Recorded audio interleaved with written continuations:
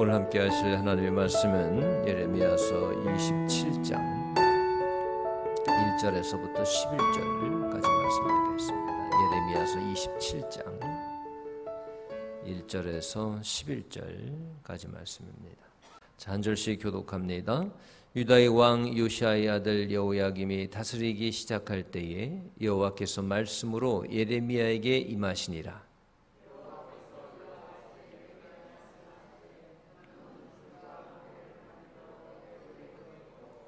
유다의 왕 시드기야를 보러 예루살렘에 온 사신들의 손에도 그것을 주어 에돔의 왕과 모압의 왕과 암몬 자손의 왕과 두로의 왕과 시돈의 왕에게 보내며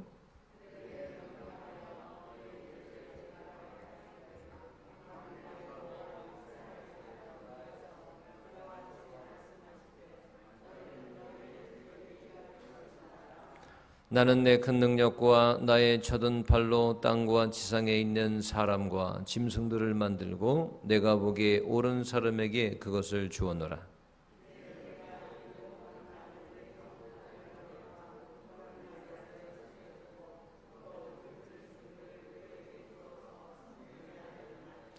모든 나라가 그와 그의 아들과 손자를 그 땅에 기한이 이르기까지 섬기리라. 또한 많은 나라들과 큰 왕들이 그 자신을 섬기리라.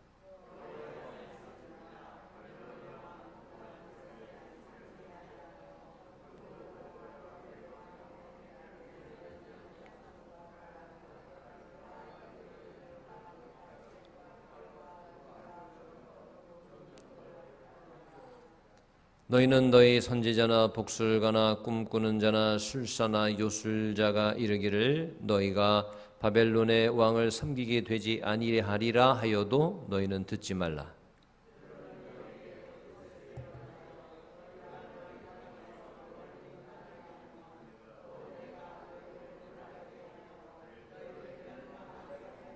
함께 읽습니다. 그러나 그 목으로 바벨론의 왕의 멍에를 메고 그를 섬기는 나라는 내가 그들을 그 땅에 머물러 밭을 갈며 거기서 살게 하리라 하셨다 하라. 여호와의 말씀이니라 하시니라. 아멘. 우리 인생은 예상한 대로 우리가 생각한 대로만 흘러가지는 않습니다. 종종 왜냐하면 하나님께서 우리를 인도하실 때 우리가 전혀 생각하지 못한 곳으로 전혀 예상하지 못한 상황으로 우리를 이끌어 가실 때가 있습니다. 여러분, 내가 계획한 것 생각하고 또 작정했던 그곳으로 우리가 가게 됩니까? 아니에요. 전혀 다른 생각지도 못한 그런 방식으로 하나님께서 이끌어 가실 때가 있습니다. 그래서 우리가 예상했던 것과 다를 때 이건 아닌 것 같은데 할 때 우리는 그것을 어떻게 받아들이고 어떻게 거기에 반응해야 하는가, 오늘 말씀을 통해서 우리는 교훈을 얻을 수가 있습니다. 자, 오늘 본문의 내용은 이렇습니다. 이제 유다입니다. 유다 왕국, 남유다 왕국이죠. 하나님 앞에 범죄했어요. 하나님 순종하지 않았습니다. 그 가나안 땅에 들어가서 하나님께서 이렇게 하라고 하신 말씀들을 다 저버리고 그대로 순종하지 못하고 범죄의 길로 그동안 왔습니다. 자, 여기에 하나님은 유다를 징계하시고자 매를 드십니다. 그냥 내버려두지 않습니다. 다른 이방 민족, 어차피 없어질 민족들은 그냥 놔두십니다. 그러나 그래도 회복시키고자 원하시는 유다는 매를 드신단 말입니다. 아무나 매를 드는 게 아니죠. 아무나 징계하는 게 아닙니다. 자, 그런데 하필 그 매가 사람들하고 제대로 정말 정신 차리라고 그 회초리를 드시는데 그 회초리로 쓰신 도구가 뭡니까? 바로 신흥 바벨론 제국이었다 그겁니다. 그 바벨론 제국은 잔인하고 극악무도하고 윤리적이지도 않고 더군다나 하나님을 전혀 알지도 못하는 이방 족속이라 그런 얘기입니다. 그래서 하나님께서 순종하지 않은 이 유다는 이제 그 바벨론에게 복종해야 되는 처지가 된 겁니다. 그 바벨론의 치리, 그 바벨론의 징치함을 받아야 되는 그런 처지가 된 겁니다. 그래서 이 사실을 하나님께서는 하나님이 계획하신 이 계획을 예레미야를 통해서 경고하신 것입니다. 하지만 이스라엘은 이런 예레미야를 통한 경고에도 불구하고 들었습니까? 듣지 않았습니까? 듣지 않았어요. 부정했어요. 그리고 어차피 이제 그 바벨론의 회초리를 피할 수 없는, 그것은 하나님의 계획인데, 바벨론의 회초리는 말이죠. 그 하나님의 계획인데도 불구하고 이스라엘은 아직도 정신 못 차리고 어떻게든 피해보려고, 자기들의 능력으로 어떻게든 그것을 피해보려고 바벨론 앞에 무릎 꿇는 것은 모면해 보려고 머리를 쓰죠. 어떻게 하느냐? 주변 나라들과 동맹을 맺습니다. 그래가지고 바벨론에 어떻게든 하면 저항해 보려고. 이미 결정된 하나님의 뜻인데요. 하나님의 뜻을 말씀해 주셨는데 어떻게든 자기 스스로 저항해 보려고. 하나님께 매를 드셨단 말이에요. 회초리를 드셨단 말이에요. 근데 그걸 저항해가지고 회초리하고 한번 상대해 보려고, 그걸 모면해 보려고, 피해 보려고 애를 쓰고 있다, 그런 얘기입니다. 하나님께서 그렇게 계획을 말씀해 주셨는데도 이제라도 정신 똑바로 차리라고 말이죠. 그래서 오늘 본 말씀에 보니까 예레미야는 하나님께 명령에 따라, 하나님의 말씀에 따라 하나님께서 그렇게 하라고 말씀하신 거예요. 뭘 준비합니까? 줄과 멍에, 소를 이제 밭 갈 때 소를 이제 통제하려고 소를 목에다가 줄을 맬 겁니다. 뭐 코를 뚫어서 줄을 매든가, 아니면 멍에를 지죠. 멍에. 비스듬하게 기역제 꺾인 그 멍에를 매어가지고 그 멍에, 그걸 따라서 그 멍에를 지고 이제 그 주인의 그 말에 명령에 순종하게 만들죠. 그걸 말해 소한테 거는 거를, 소한테 거는 줄과 멍에를 가지고 나왔어요. 자기가 진짜 그 소처럼 그걸 메고 묶고 말이죠. 그래가지고 이제 2절 말씀이 나오죠. 왕 앞에 갑니다. 왕한테 가가지고 뭐라고 하느냐? 이제 하나님의 뜻에 따라 바벨론의 멍에를 목에 메어야 합니다. 그래서 자기가 시청각, 말하자면 시청각 그 자료예요. 그걸 똑같이 그걸 상징을 가지고 이제 하고 온 겁니다. 이거 보십시오. 이게 하나님의 뜻입니다. 왕이요, 이렇게 해야 됩니다. 이렇게 할 수밖에 없습니다. 그동안 우리 잘못 때문에 하나님께서 우리를 바벨론의 멍에를 지게 하십니다. 2절과 3절 그 말씀입니다. 그러니까 죄에 대한, 이스라엘 백성들의 죄에 대한 하나님의 징계, 바벨론이라는 그 멍에를 지게 하심, 이거를 상징적으로 말이죠, 행동으로 직접 이거를 자기가 묶고 메고 그러니까 보여준 겁니다. 이렇게 돼야 됩니다. 이제는 이렇게 돼야 됩니다. 그러니까 줄과 멍에는 뭡니까? 소를 행동을 제약하고, 또 그리고 뭐 눈과 밭을 갈게 만들고, 또 줄로 묶어서 못 도망가게 만들고, 또 완전히 통제하기 위해서 어깨에 단단히 묶어두는, 메어두는 그런 무거운 막대인데, 이거를 묶고 그걸 미고 메고 왕 앞에 나타났다, 그런 얘기입니다. 그 이스라엘이 바벨론의 손에 묶인 황소처럼 이 징벌의 멍에를 지어야 한다 하는 엄중한 말씀을 자기가 직접 가서 몸소, 상징적인 그 표현을 가지고 전한 것이죠. 자, 그렇다면 이걸 이제 알게 된다면 바벨론에게 항복해야 됩니다. 그리고 그 권세에 복종하라는 것입니다. 이게 하나님의 명령입니다. 유다 백성으로서는 이것을 받아들이기에 참으로 고통스러운 명령이었을 겁니다. 그 민족이 하나님을 조금이라도 아는 민족이라면 혹시 몰라요. 하지만 바벨론이 어떤 나라냐? 이방의 나라요, 잔인한 민족이요, 아주 세속적인 민족이요, 하나님을 모르는 이방 이교도란 말입니다. 그런데 그 민족한테 복종하라니, 이게 하나님 뜻 맞아 이거?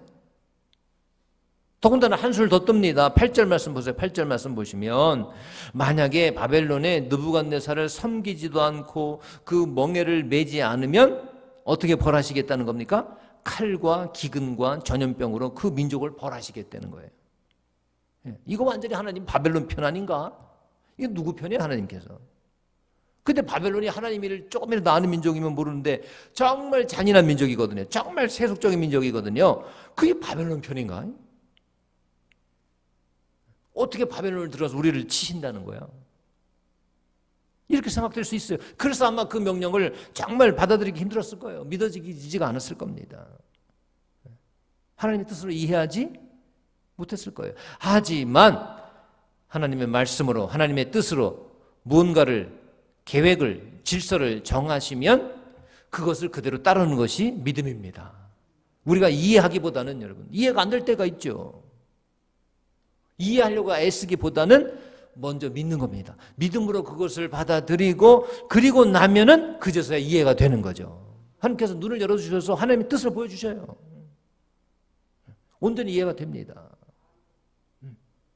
그러니까 바벨론 통치에 굴복해서 멍에를 메고 그 나라를 섬기라는 그 말씀에는 소망이 담겨 있는 겁니다. 어떤 소망이냐? 바로 하나님께서 계획하신 그 기한이 이르면 고통은 끝날 것이고, 하나님께서 계획하신 그 시간, 기간이 있다, 그런 얘기입니다. 그냥 마냥 거기서 그냥 이스라엘 백성들을 막 그냥 못 살게 굴려고 하신 게 아니라 계획하신 기간이 있단 말입니다. 그게 회초리예요, 회초리. 매 맞는 시간이 있다, 그런 얘기예요. 왜 매만 맞습니까? 왜 선생님의 학생들을 자기 반, 사랑하는 자기 반 애들을 왜 회초리를 들고 왜 합니까? 요즘은 뭐 그렇게 하지도 못하지만 예전에 그랬다, 그런 얘기예요. 왜 그럽니까? 시험 성적이 떨어졌어요. 자극을 주는 거죠, 자극. 열심히 해서 다음 중간고사, 다음 기말고사에는 정말 평균을 좀 올려봐라. 정신 똑바로 차려라. 그래서 한 사람씩 나와가지고 종아리 맞고 자극을 주는 거 아니에요. 그거 마냥 그런 게 아닙니다. 준비하는 기간에 자극 받아야 되는 기간이 있어요. 정신 똑바로 차려야 되는 그 기간이 있습니다. 이대로 가다는 안 되겠다, 그겁니다. 그 하나님이 계획하신, 마찬가지죠. 그 계획하신 그 시간이 있단 말입니다. 그 시간이 지나고 나면은 이스라엘 백성들은 이제 그 회초리, 바벨론의 멸망, 꺾어지는 것을 보게 될 거예요. 그리고 이스라엘이 다시 회복이 되고 치유가 되는 것을 바라보게 될 것이기 때문에 이것도 인내할 수 있다는 얘기죠. 이걸 받아들일 수 있다, 그거예요. 영적인 눈으로 보면 말이죠. 이게 단순하게 하나님께서 느부갓네살 편이고 바벨론 편이고 그들을 더 사랑하고, 그게 아닙니다. 느부갓네살이 더 특별히 더 선해가지고 더 선하고 더 귀하고 그래서 하나님께서 그에게 권세를 주셨다? 아닙니다. 그들을 사용하시는 목적은 딱 한 가지예요. 뭡니까? 이스라엘을 사람 되게 만들기 위해서입니다. 사람 되게 만들기 위해서, 깨닫게 하기 위해서, 그 목적을 위해서 사용되는 회초리일 뿐이에요. 이 바벨론은 말이죠. 회초리가 아름다워서 회초리가 된 겁니까? 여러분, 아름다운 걸 회초리로 사용하지 않습니다. 만약 내 자식을 정말 깨닫게 해가지고 사람 되게 만드는 회초리를 아버지가 가서 산에서 구해 온다면 정말 어떤 걸 회초리로 구해 올까요? 뭐 야들야들 해가지고 정말 아무런 충격도 줄 수 없는 부드럽고 아름답기만 한 그런 나뭇가지를 회초리라고 가져오겠습니까? 아니에요. 내 자녀를 또는 사랑하는 제자들을 깨닫게 돕는 그 회초리라면 오히려 무섭게 생긴 나뭇가지를 꺾어오죠. 딱딱한 나뭇가지를. 그걸 사용해야죠. 그게 매죠. 그게 회초리죠. 그냥 야들야들 해가지고 말이죠. 아무런 충격도 줄 수 없는 그런 아름다운 나뭇가지, 이거 꺾어오는 그게 회초리감이 되겠습니까? 안 되죠. 그 마찬가지입니다. 왜 바벨론을 드셔서 사용하시나? 회초리예요, 회초리. 아무 힘도 없는 부드러운 거 가지고 회초리 쓰지 않습니다. 뭐 이렇게 해봐야 말이야 흔들거리는 뭐 수양버들 가지를 가지고 이게 뭐가 됩니까? 이게 뭐 장난하는 거예요? 딱딱해야죠. 그 충격을 줄 수가 있어야죠. 따끔해가지고 정신을 딱 확 차릴 수 있는 정도의 이게 회초리가 되죠. 그 바벨론을 그래서 사용한 것인 겁니다. 단 기한이 있습니다. 마냥 그렇게 하는 것이 아니라 하나님께서 바벨론을 사랑하셔서? 아닙니다. 따라서 악한 자가 막 형통하는 것처럼 보이는 것, 악한 자가 막 이렇게 막 이기고 막 해치고 다니는 것처럼 보이는 것, 잠시뿐이죠. 기한이 있다는 것입니다. 그래도 그래도 하나님이 이스라엘을 사랑하셔요. 그래도 지금 이렇게 막 망나니처럼 굴고 있어도 그래도 돌아오기를 바라시는 자녀된 이스라엘 민족, 깨닫게 하는 그 기간에만 이 흉악한 바벨론이 쓰임받을 뿐인 것이죠. 자, 아니나 다를까 느부갓네살은 그토록 맹위를 떨치더니만 그 손자 때 느부갓네살 그 왕의 손자 때 3대만 이어지고 그리고 나서 메대, 바사 연합국에 의해서 멸망당하고 말았습니다. 3대까지만 쓰임받고 말았어요. 자, 이게 다 무슨 뜻입니까? 결론적으로 무슨 뜻입니까? 하나님은 이처럼 하나님께서 정하신 하나님의 뜻에 따라 때를 정하시고, 그리고 하나님의 백성이 그 시기를 인내로 기다리기를 기대하시는 줄 믿습니다. 하나님께서 하신 일이 그거예요. 오늘 본 말씀을 통해서, 또 예레미야를 통해서 이스라엘 백성들에게 이런 것들을 보여주시고 이런 계획을 말씀하신 거 받아들이기 힘들었죠, 물론. 아니 하필 바벨론이냐, 어떻게 거기에 무릎 꿇으라는 거야? 하나님 우리 편 맞아? 이해할 수 없었죠, 당시에는. 그건 하나님의 뜻이 있는 겁니다. 그리고 또 그거는 정하신 기간이 있는 겁니다. 그 정하신 때가 이르기까지 그 기간이 지나치게 긴 것처럼 느껴질 수도 있었을 겁니다. 하지만 하나님께서 그 기한을 정해놓으신 것은 특별한 목적이 있었습니다. 그 목적을 이루기 위함이었습니다. 왜냐? 유다의 역사를 돌아보니까, 유다 백성들의 역사를 돌아보니까, 유다 백성들이 그 바벨론에게 잡혀가고, 바벨론에게 망하고, 바벨론에게 포로로 묶여가고, 바벨론에게 멍에를 지었을 그 시기를 통해서 비로소 깨닫습니다. 그때 깨달았어요, 유다가. 잡혀가고 망하고 무너지고 하니까 그때 비로소 과거의 잘못을 깨달았어요. 그때 신명기를 다시 봅니다. 야, 우리가 율법 가운데 살지 못했구나. 하나님 명령, 가나안 땅에 들어가가지고 이런 명령을 주셨는데 그대로 살지 못했구나. 모세의 명령을 다시 보니까 말이죠, 하나도 제대로 한 게 없어요. 언제 그걸 깨닫게 됩니까? 바벨론의 징치 아래서, 바벨론에게 끌려갔을 때, 바벨론의 그 무거운 멍에를 메고 있을 때, 그때 깨달았어요. 그냥 내버려두면 깨닫지 못합니다.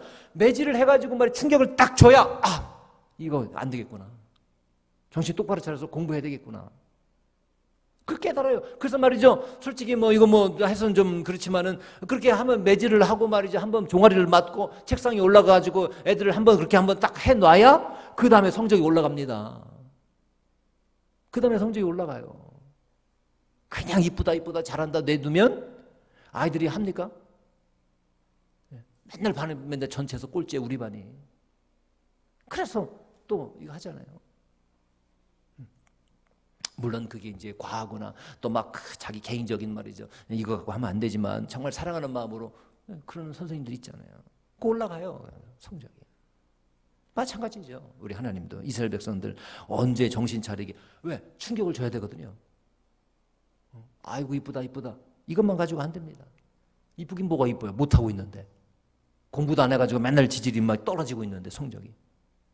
뭐가 이뻐요? 이스라엘 백성들이 뭐가 이뻐요? 물론 자기 자식을 하나님이 사랑하신 백성이라 그래도 긍휼의 여기심을 가지고 있지만 그냥 말도 안 듣는 거예요. 그냥 하나님의 명령도 안 듣고. 그 충격을 줘야 됩니다, 딱. 그러나 마냥 지속되는 게 아니라 정해놓으신 기한이 있단 말입니다. 그걸 통해서 정신 차립니다. 이스라엘 백성들이 정신 차린, 정말 최고로 정신 차린 때가 언제냐? 바벨론의 회초리로 따끔하고 충격을 받았을 때, 그때입니다. 그때 정신 차려가지고 그때 성경을 보고 그때 말씀을 읽고 어디 가서 했느냐? 바벨론에 가서 했어요. 그래서 유대교의 이런 체제들이 이런 거 언제 형성이 됐냐면 바로 그때입니다. 그때. 하나님을 향한 그 믿음이 회복된 때가 언제냐? 바로 바벨론의 매를 맞았을 때입니다. 그러니까 하나님의 목적이 거기 있었던 거죠. 처음에는 몰랐지만 지나고 나니까 그거였구나 깨닫게 됐다는 것입니다. 사랑하는 여러분, 우리도 역시 여러 가지 개인적인 위기, 또 여러 가지 사회적인 위기, 힘든 위기 있을 수 있습니다. 가정적인 위기, 우리가 겪고 있는 지금 위기가 뭡니까? 코로나 시대, 코로나. 참 힘듭니다. 이 기간이 뭐 한두 달 하면 끝날 줄 알았는데, 이야, 이거 1년 다 가게 생겼네. 지나치게 긴 것처럼 느껴지기도 합니다. 하지만 이것도 하나님께서 정해놓으신 기한이 있는 줄 믿습니다. 반드시 사라진 날이 올 거예요. 이것도 역시 이 땅을 통치하시기 위한 하나님의 계획인지 우리가 영적으로 분별해 봐야 할 것입니다. 하나님이 계획하신 기간이 분명히 있을 겁니다. 그리고 그 기한이 이르면 이 고통은 다 사라지고 끝나게 될 것입니다. 하나님은 우리로 하여금 이 시기를 어떻게 기다리기를 원하실까요? 인내로 기다리기를, 영적인 눈을 가지고 기다리기를 원하실 줄 믿습니다. 여러분, 누가 합니까? 이 힘든 코로나 시기를 통해서 우리가 좀 더 하나님 앞에 정결하게 되기를 원하시는지 누가 알겠어요? 하나님만을 의지하는 연습, 훈련의 기간인 줄 누가 알겠어요? 이런 어려움이 있어야 하나님 바라봅니다. 너무나도 나이롱 신자들, 정말 기독교 인구가 막 많다고 그러는데 나이롱 신자들이 너무나 많은 이때에 진정으로 예배하기를 원하는 자, 알곡과 같은 성도들을 가려내기시기 위한 과정인지 누가 알겠어요? 이때 우리가 알곡으로 거듭나야죠. 또 그렇게 가려낸 자들을 통해서 더 진짜 더 이 세대에 더 큰 일을 하시기 위함인지 누가 알겠어요? 하나님의 계획을 우리가 할 수 없잖아요. 그러나 바벨론을 통해서 하나님께서 원하시는 바가 계셨듯이 이 시기를 통해서 말이에요. 어려운 시기를 통해서 하나님께서 원하시는 계획이 반드시 있을 줄 믿습니다. 그래서 그들이 인내해가지고 그 시기를 잘 보내가지고 정금과 같이 주님께 나아갔잖아요. 우리도 마찬가지 아니겠습니까? 우리 그리스도인들이 교회가 겪는 그 모든 그런 힘든 시기는 반드시 하나님 뜻이 있다고 저는 믿습니다. 그냥 주시는 게 아니에요. 그냥 막 못 살게 굴려고 허락하시는 게 아니란 말입니다. 그 시기를 통해서 말이죠. 언제 우리가 더 하나님 앞에 정결하게 나가더이까? 언제 나갑니까? 이 정도만 되면 뭐 걱정 없겠다. 이거 뭐 배부르고 등 따시고 좋다. 이럴 때가 아니란 말이죠. 춥고 외롭고 배고플 때 그때 정신 납니다. 그때 회초리로 말이 따끔하게 한 대 딱 할 때 그때 정신이 나요. 아하, 내가 이래서는 안 되겠구나. 더 잘해야 되겠구나. 그때 정신이 나지. 뭐 그냥 이대로만 되면 되겠다. 뭐 다 알아서 뭐 모든 게 되는데 그때 정신이 안 납니다. 진짜 솔직히. 자, 우리는 믿어야 합니다. 하나님은 언제나 하나님의 당신의 백성의 치유와 회복을 위해서 일하시는 분이신 줄 믿습니다. 지금도 일하시고 계십니다. 치유와 회복을 위해서, 이게 치유와 회복을 위해서 가는 과정이 될 줄 믿습니다. 그러므로 그 시기를 굳센 믿음으로 이스라엘 백성들에게 하나님께서 원하셨던 바와 같이 굳센 믿음으로 통과해야 될 줄 믿습니다. 우리 인내와 믿음에 대해서 우리가 마지막에 승리하면, 잘 견디고 인내하면 그 마지막 시기에 통과하고 난 후에 우리 하나님은 반드시 최선의 것으로 보상해 주실 줄 믿습니다. 최선의 것으로 말이죠. 왜냐? 우리 하나님은 역사의 주관자이시기 때문입니다. 통치자이시기 때문입니다. 인간 통치가 통치하는 것이 아니라 하나님이 통치하시는 줄 믿습니다. 하나님의 거룩한 뜻이 계셔요. 우리는 다만 그 뜻을 분별하여 믿음의 눈을 가지고 바라보며 인내를 이루어서 인내의 열매들을 주렁주렁 열릴 수 있는 우리 교회와 우리 또 그리고 가정과 그리고 이 땅의 모든 그리스도인 될 수 있기를 주님의 이름으로 축원합니다. 주님의 이름으로 축복합니다. 기도하겠습니다.